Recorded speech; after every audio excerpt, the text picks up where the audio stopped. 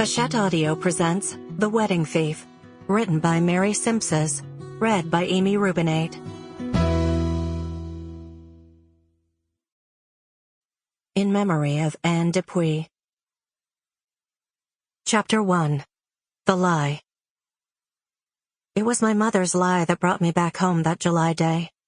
Not some inconsequential fib, the kind she occasionally told when my sister and I were young, like saying that Grover's was out of chocolate chip ice cream, when the truth was she'd forgotten to put it on the shopping list. This was different. She said her health was failing fast, and that she needed to be with her girls. It didn't matter that I was 38 and Mariel 35. We were still her girls. Of course I believed her. Why wouldn't I?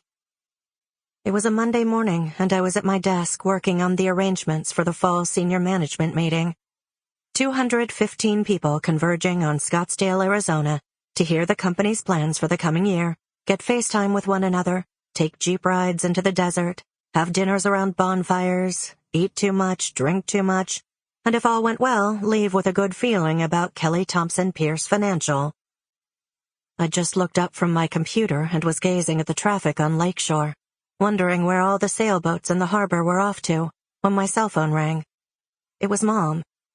Her voice sounded weak, shaky, and strangely distant, as though she were calling from someplace much farther away than Connecticut. "You have to come home right now," she said, breathy spaces between the words. "Before it's too late." "Before what's too late?" "I'm ill, Sarah. Very, very ill. I can't explain it. Over the phone. I need to see you. Just come home." Every nerve ending in my body stood at attention. "I'll get an afternoon flight from O'Hare." I was already searching the internet, my hands trembling, my fingers clumsy and numb, when I needed them to be efficient.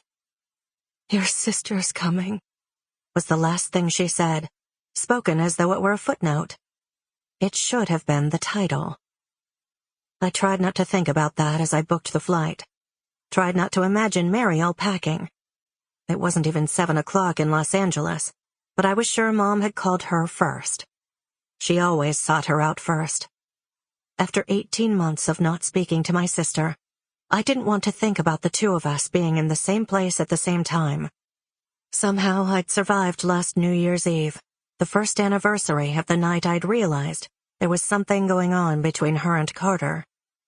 The night that ended my relationship. Sample complete. Ready to continue?